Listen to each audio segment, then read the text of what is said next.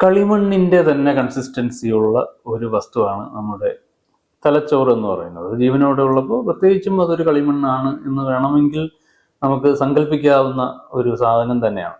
ഈ കളിമണ്ണിൻ്റെ ഒരു പ്രത്യേകത എന്താണെന്ന് വെച്ചാൽ, ഒരു കഴിവുള്ള ഒരു കുശവൻ്റെ കയ്യിൽ കിട്ടിക്കഴിഞ്ഞാൽ അതിനെ നമുക്ക് ഏത് ഷേപ്പിൽ വേണമെങ്കിലും ഏത് രൂപത്തിലും നമ്മുടെ ആവശ്യത്തിനനുസരിച്ചുള്ള രൂപത്തിലേക്ക് അതിനെ മാറ്റിയെടുക്കാൻ സാധിക്കും.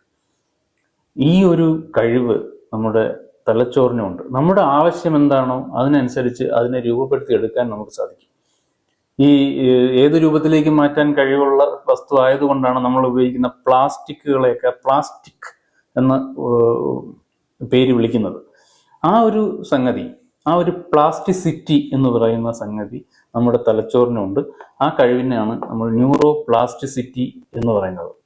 എന്ന് വെച്ചാൽ കളിമണ്ണ് നമ്മളൊരു വസ്തു നമുക്ക് ഇഷ്ടമുള്ള രൂപത്തിലുള്ള ഒരു വസ്തുവാക്കി മാറ്റാൻ കഴിയുന്നത് പോലെ തന്നെ നമ്മുടെ തലച്ചോറിന് അതിൻ്റെ പ്ലാസ്റ്റിസിറ്റി എന്ന് പറയുന്ന സ്വഭാവം ഉപയോഗിച്ച് നമുക്ക് ആവശ്യമുള്ള രീതിയിലേക്ക് മാറ്റാൻ സാധിക്കും.